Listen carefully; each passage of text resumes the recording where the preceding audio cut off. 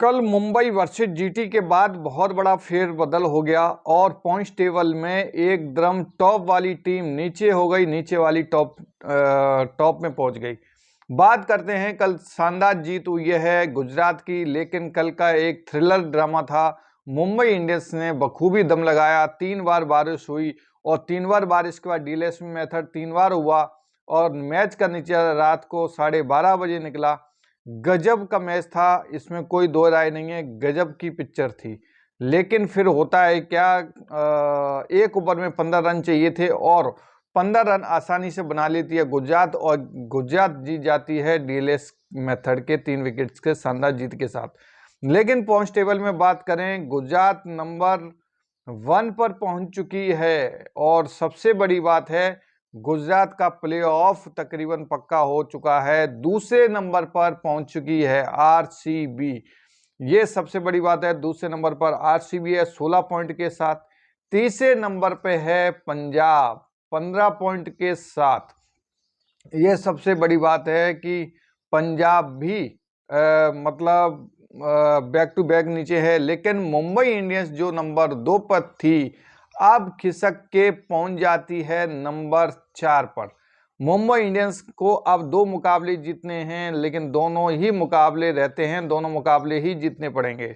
और मुंबई इंडियंस के बाद फिर डीसी का रहता है, डीसी के रहते हैं 13 पॉइंट। तो कहीं ना कहीं अब देखा जाए जो दावेदार टीम है, अब मुंबई इंडियंस को अगर वापसी करना है तो उसको 2 मुकाबले जीतने होंगे और 2 मुकाबले के साथ ही उसको तब 18 पॉइंट होंगे, क्योंकि 16-16 पॉइंट की तो 2 टीमें हो चुकी हैं। लड़ाई 2 टीमों में भयंकर है।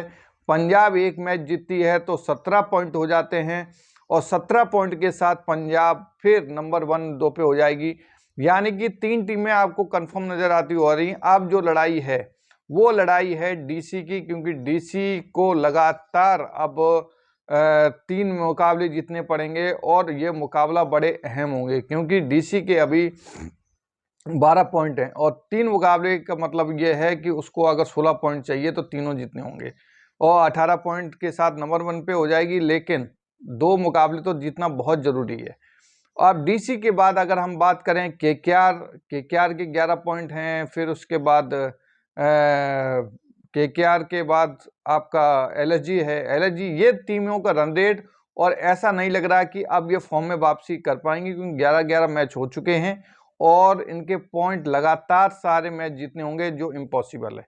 तो कहीं ना कहीं अब जो लड़ाई होगी वो टॉप की टीमों में होगी, वो है जीटी। तकरीबन इनको जीटी, आरसीबी, पंजाब, इनको एक एक मैच जीतना है, ये प्लेऑफ में पहुंच जाएंगी, कोई दिक्कत नहीं है। ये प्लेऑफ में पहुंची हुई हैं लमसम, लेकिन एक और पहुंचेंगी तो 18 पॉइंट में कोई रोक नहीं सकता।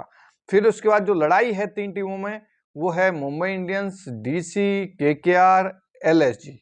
अब 3 टीमों के साथ लड़ाई है। अब देखना ये होगा कि इस लड़ाई में कौन प्लेऑफ तक पहुंचता है और कौन हो जाता है प्लेऑफ की रेस से बाहर।